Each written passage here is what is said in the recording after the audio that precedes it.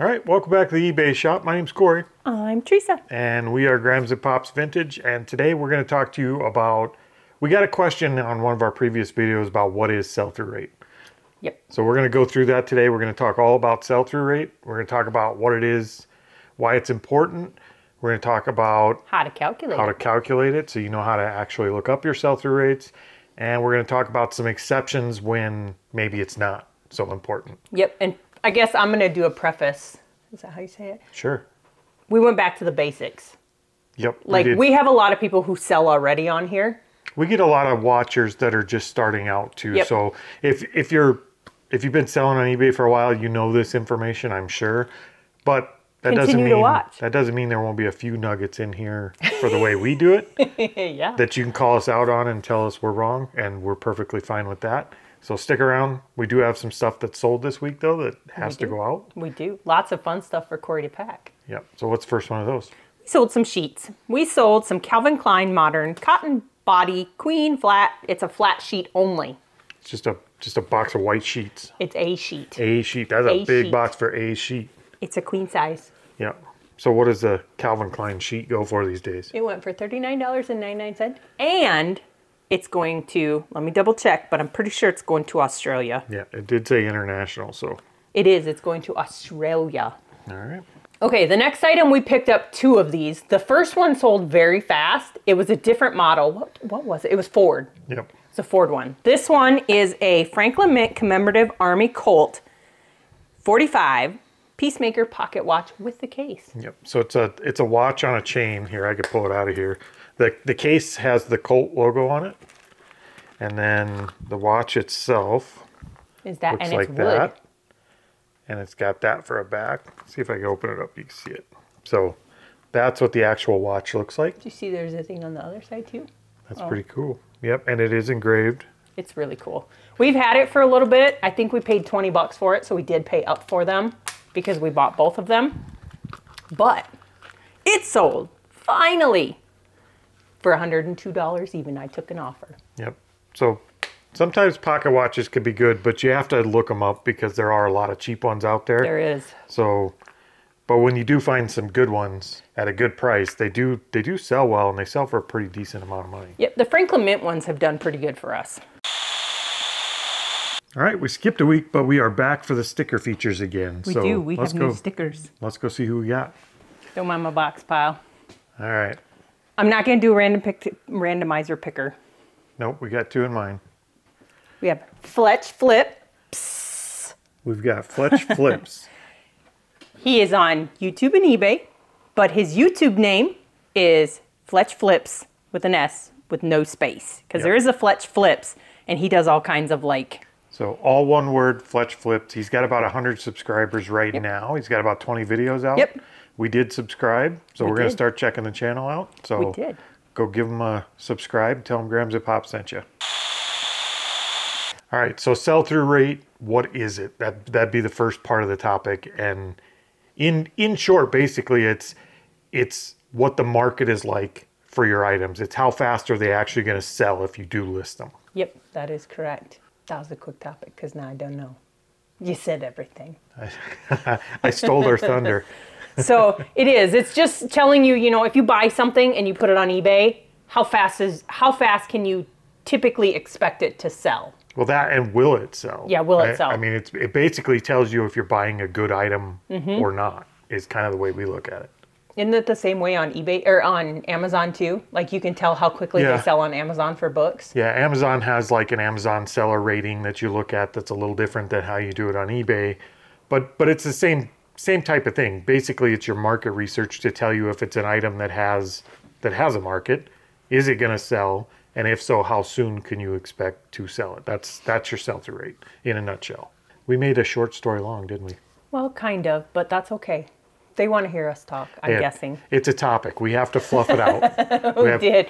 For the initial thing, just explaining what sell-through rate is, you know, for most people that have been in the reselling world or in a management position that deals with reselling, they know all about this because they have to do it. You know, if you're a business and you're selling, you buy 1,000 things and you sell 600 of them in a month, you have to know if that's a good thing to continue to buy or not. Yeah, and it does. I mean, for somebody that's been doing this a while, it sounds like kind of a silly question. But when we first started doing this, we sucked at looking at sell-through rate. Well, one, we didn't know that sell-through rate was a thing.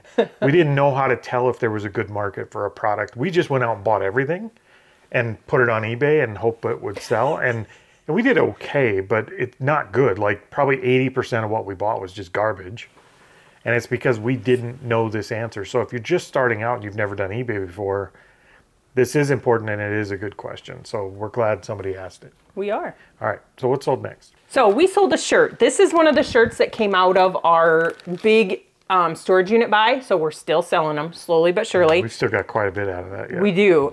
It is a Thomas Dean charcoal gray square check button-up shirt in a size extra, extra large. Yep, so that's it. There's nothing special. Nope. Make you a little dizzy looking at it with all the little checkered marks on it, but that's the shirt. What did it sell for? So it sold for $17 plus shipping. There you go. Corey sold a hat. I'm not good at selling hats, guys. We did just pick up a whole bunch of them, too. We did. I'm determined to get better at selling hats. We bought them because you see them all the time. You see all the YouTubers talk about buying hats and how hats can sell for hundreds of dollars sometimes. Yep. But at the very least, you could sell them for $10, $14 pretty much all the time. I have not found that to be the case. I struggle selling hats for $2. Like, I just can't get rid of them. So I decided to figure it out. Hey, remember that one hat I bought? I sold it. Yeah, you sell hats. Yeah. Hey, but these last ones I helped pick out. So maybe they'll sell. Well, now you're stealing my thunder. Sorry. Anyways, this one didn't go for a whole lot of money. We don't have a whole lot in them. But it is a New Era NFL 2020 on-field salute to service. Denver Broncos. Denver Broncos hat. Yep. So that's the hat there. It's a fitted hat. It is.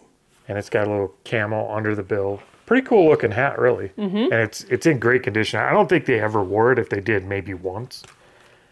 So maybe they hung it up like you did. What did something like that go for? $12.99 plus shipping. Yeah. So we're probably below the market on it, but we sold a hat, and that's a win for me. Okay. So we told you what sell-through rate is, but why is sell-through rate important? Like, why should you care about it as a reseller? We kind of covered this one by accident in the first topic. Kind of, it is, but it's primarily to see, if you're buying something, 1, is there a market for it? 2, is it worth buying? And 3, how quickly is it going to sell? Yeah, I guess probably if somebody asked me why is it important, I think my first reaction to that question would be it really depends on you. For pretty much any reseller, no matter how much space you have, you're going to run into space issues. You don't want stuff sitting around forever. Correct. You invest your money in it. It's money you don't have back yet that you need for capital, and it's taking up space in your shop. So when you buy things, you want to make sure that they're actually moving out the door. Yep. You want to make sure they're selling and you're getting the capital back. So that's probably the most important. That's probably the biggest reason why it's important. How quickly you can expect it to leave your building so you can put something new in there and get your money back. Yeah, every time you buy an item, you assume the risk for that item in storage space and in money. So you have the risk of that item completely until the day it sells and you ship it out. And the sell-through rate determines whether or not it's going to ship out. So good sell-through rate reduces your risk on an item. Yep. Did I say that right? Did that make sense? Yeah. Okay. So people say that how does that go? You make your money on the sale? You make your money on the buy? Yeah. That's what people say. Why? Because if you buy it cheap, you profit more. But I call BS. You make your money when it sells, period. If you buy it at too high a price, you don't make any money, and that's fine. But you don't make your money in the buy. You make your money when you make good buying decisions and it actually sells. Because no matter what, until it sells and it's out the door, you haven't made anything. So it's a good theory. I don't get it, because if I buy it and it doesn't sell, I didn't make any money. I lost money. Yeah, all they're saying with that is if you buy low enough, you get more profit, and that is true. But you only get that profit when you sell it. Yeah, if you want to get very analytical about it, that theory is flawed in the fact that you don't make your money till it sells. I don't know. It just reminded me of that when you said that people were selling stuff that's what I hear a lot of YouTubers and resellers say, and I don't understand it. You're just picking fights out there. No, I didn't understand it. Like Grams I don't said it. Bite me. I just didn't understand it. Like that made zero sense to me. Well, you're just not a thinker. That's what I rely on you for. No, all right. So that's that. That's why it's important. And what sold next? We sold a vase. This is my very last vase that I have. It is a vintage MCM. What does MCM mean? Mid-century modern. Yep, that. Swung orange amberina glowing 4-petal bud vase. Yep. So it looks like that. And pro tip, not a good sell-through rate. These do not have a great sell-through rate. They do sell. They sell much slower. They're not a really good sell-through rate. See, now I'd have to go back and see when we bought it, because we bought it early on in the season. Yep. We've had quite a few swung vases, and we've looked up quite a few swung vases. Typically, their sell-through rates are pretty low. They move very slow. Yep. But they unless you have a highly, highly, highly desirable one. Yeah, they can be profitable, but this is not something we often look for anymore. No. Just because, one, they're glass, they're hard to pack and ship. Well, they're actually not that hard to pack and ship, but they are breakable and they take up a lot of room for a long time. So what does a slow-moving swung vase go for? I took an offer on it because I wanted it gone. I sold it for $40. We paid $10 for it, so I made $30 on it minus fees. The next item is one that I did something I don't ever do with these. Would you like to know what that is? I would like to know what it is. Seriously.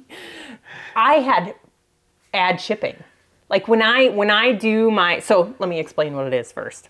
It is a Bath & Body Works Beach Nights Shea Butter and Coconut Oil Body Lotion. Yep, it's a bottle of Diddy Lube. Say that. No, he uses baby oil, I've heard, so. This is just a bottle of lotion. Brown Beach Nights lotion. And yeah, she usually normally I do free shipping. Free shipping, yep. And I just up the price a little bit so that I can comp my shipping in there. But this one, for some reason, I did plus shipping. And yeah, I don't know why. It sold. It did. So what does Beach Nights body lotion sell for? $12.99, but I only got $2 in it. Where's it going? Not to P. Diddy. It's going to Sandy to New York. It's going to New York. All right. Well, I think he's in jail in California, so. I don't know where he's at. I don't follow that. We have no idea. We don't follow the news close. Well, we can't follow the news today at all unless we're on Wi-Fi because Verizon is like. Yeah, the entire Verizon network across the Midwest here is just kaput. We have no phone service at all. We have no phone service. So we're on Wi-Fi, but yeah, we don't follow the news closely at all on anything, but we do follow memes. So we can get some of the jokes. We do. Plus our little group, yeah. Our little Discord group that we have amongst some of us resellers. They get. Is that bad feisty. that our reseller Discord group is our news source? I was going to say maybe it's because they're the older ones, but not all of them are older than us. No, we may be horribly misinformed in all subjects. Maybe. All right, so let's see, calculating your sell-through rate. Mm-hmm. Like, how do you figure out what your sell-through rate is and what's a good sell-through rate? Calculating sell-through rate is actually really easy now that I know what I'm doing. Because in the beginning, I didn't know what I was doing. I just went and looked how many were listed. No, we didn't. And most of the time, we didn't look how many was listed. we would buy it, and if there was one like it on eBay, we'd copy it and just list it. Well, plus we were too embarrassed when we first started to like Google search and comp stuff at garage sales. I remember the days of going to garage sales and like finding something and then going to the car to look it up because you're too embarrassed to use your phone. Or having Corey stand here and I stand here where all the people are, and then I could just like look at it next to him. Yeah, now we don't care. It's our job. We'll scan your whole garage sale. We don't care. It is. So, and we have done that lately. We have, especially with books. I'll tell you a story about books when we're done talking about this, but calculating sell-through rate is really easy. Once you find your item, you simply enter it into eBay.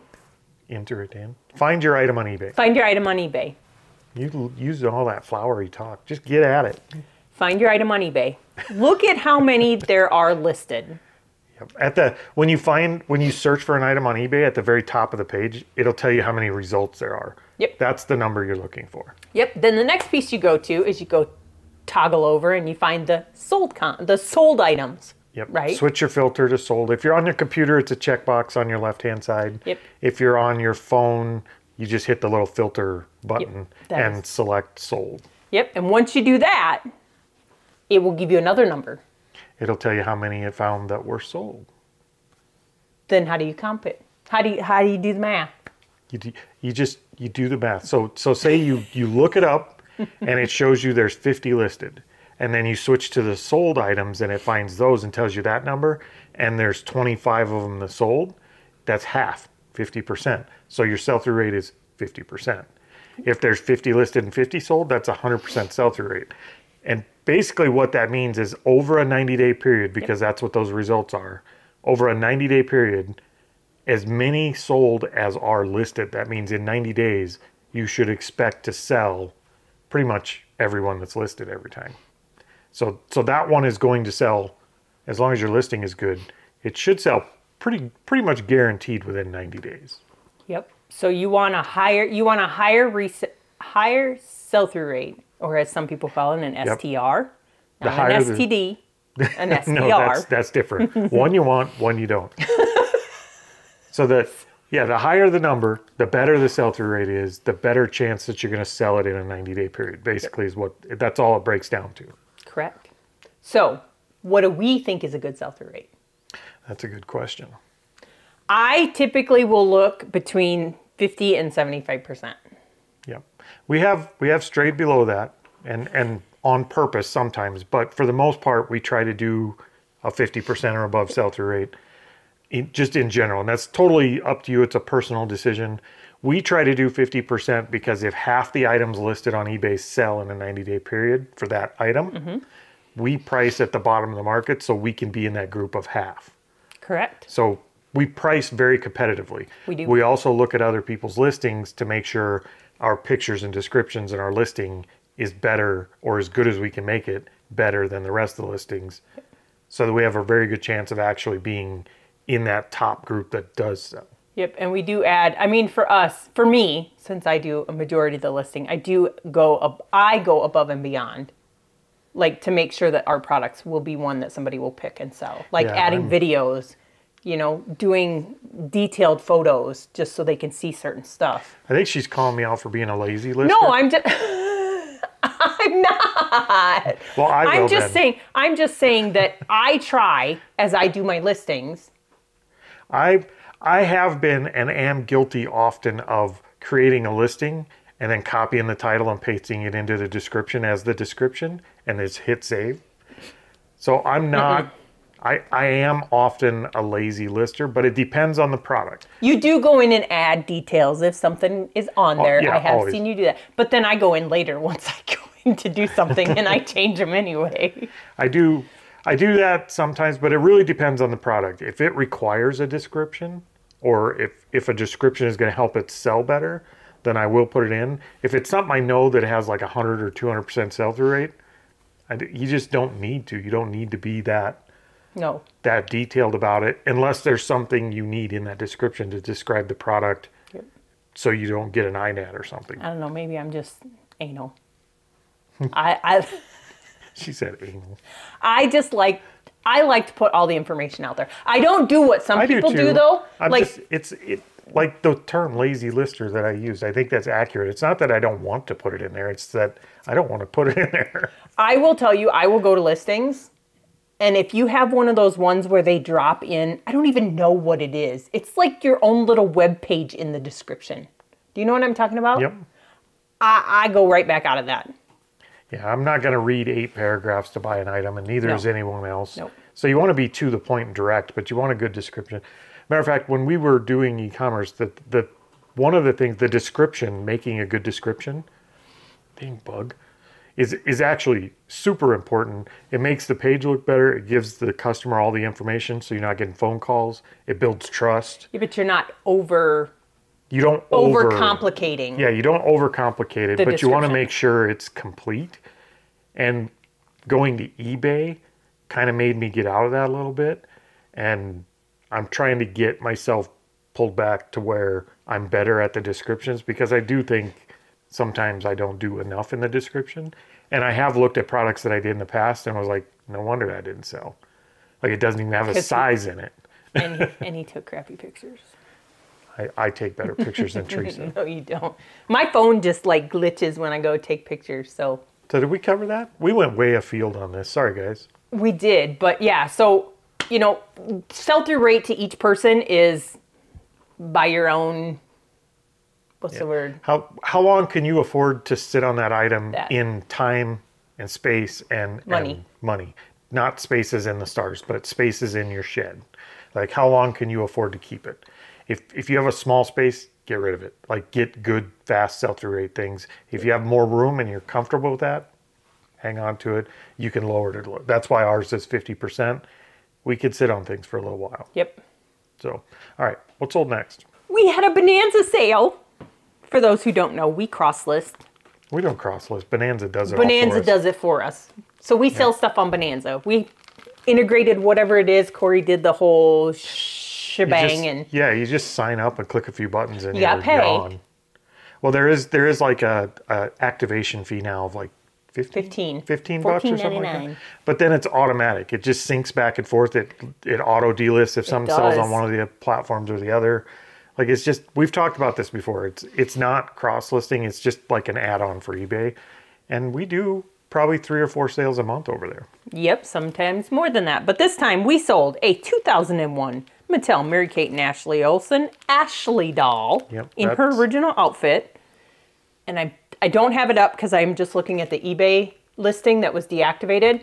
But I'm pretty sure she sold for $19.35. It's such an exact number. It was around 19, 20 bucks. But it was 19, a little over 19. That's Mary-Kate. Is it Mary-Kate or Ashley? That is Ashley. This is Ashley in her Barney outfit. It takes me forever to figure them out. It is like a purple fur. It's not fur. Well, it's like a purple. It's velvet. It's like furry. Like, look at the back. It's like it is. Furry. It is. So, Ashley, Barney. But it takes me forever to figure out Ashley and Mary-Kate. They have different faces, but you have to know what you're looking for. The next item we sold is Pyrex. We picked these up at an estate sale, a family-run estate sale. We had to kind of pay up for these. We bought 4 or 5, all in a group. 1, 2, 6. 6. So we had to pay up a little, but they did negotiate with us some. I think we talked about it. But we bought that radio, and that radio pays, when it sells, it will pay for most of this. So this little, I don't know, is that it's not a butter dish. It is a Pyrex 501 is the number of the product. It is a spring blossoms green on white, because they do have white on green. Yeah, the purple is tape. We're just holding the lid on. Yes, it is called a refrigerator dish. It is a 1.5 cup dish. 1.5 cup refrigerator dish. Yep. And it sold for $13.49. Okay, so with sell-through rate, there are some exceptions, or at least in our mind, there are exceptions to when you would or would not want a high sell-through rate. Almost, I mean, the general rule of thumb is find high sell-through rate. Yep. Right? Yep. The exceptions to that rule are few and far between, but there are a couple that we recognize.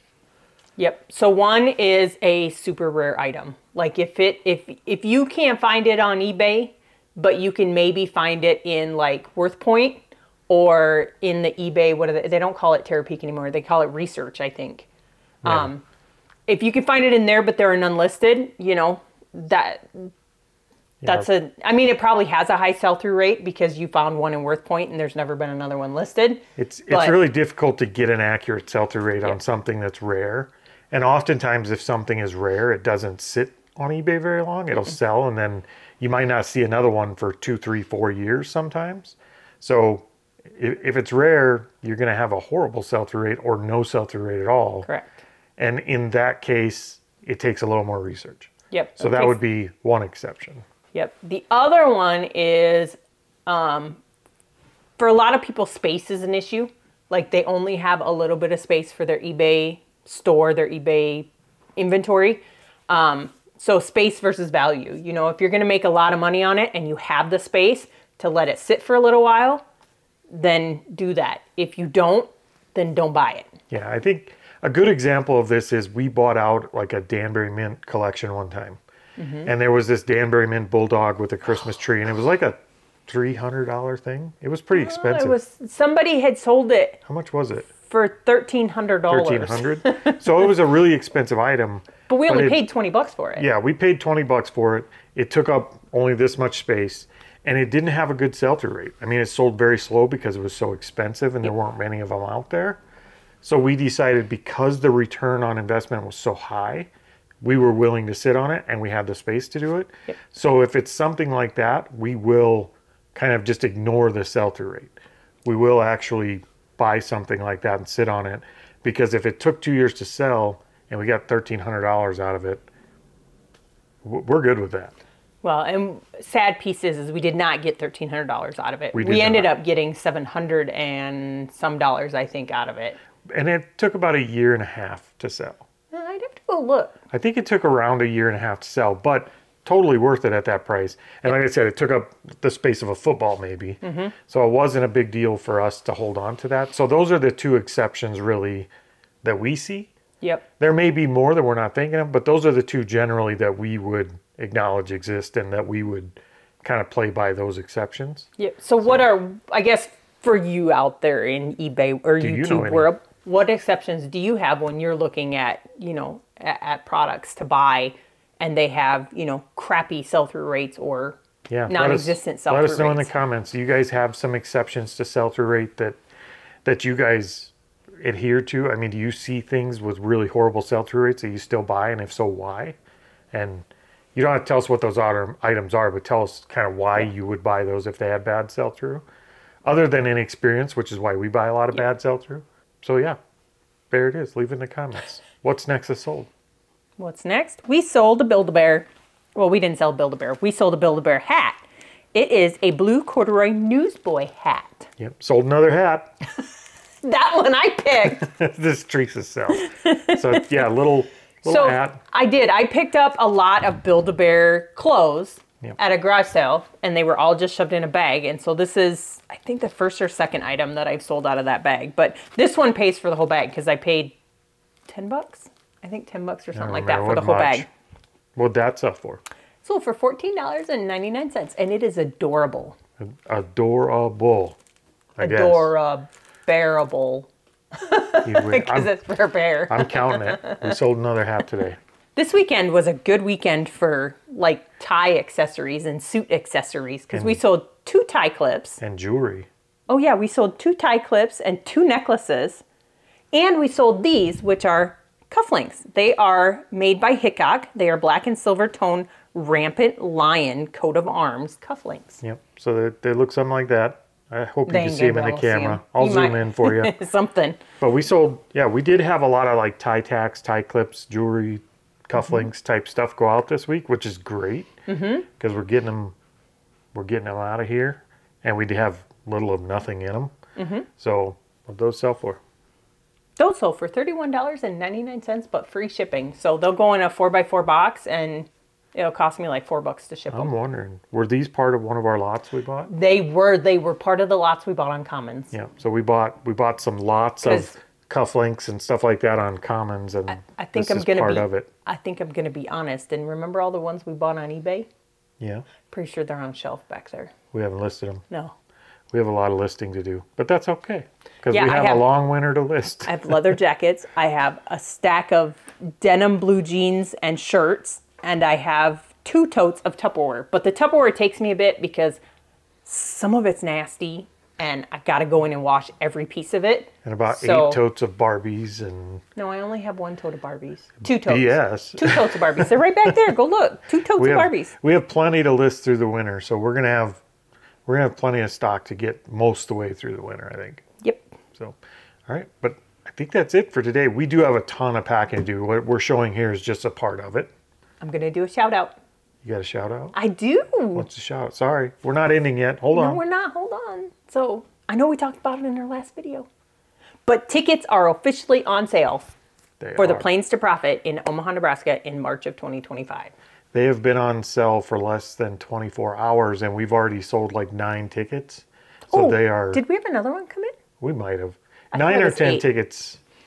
No, it is 9. It is 9. So we've, yeah, less than 24 hours, we got 9 sold so far, and that was just the pre-release tickets. Yep. And they're selling pretty quickly. So if you're interested in going to Omaha March 28th and 29th for a reseller meetup, planestoprofit.com, you can get your tickets. Tickets are limited. Get them while you can. All right, so now... You like my plug? I'm sorry. You're so weird. All right, so that's it today, guys. I'm going to get out of here before Teresa says anything else crazy. Hasta la vista, baby.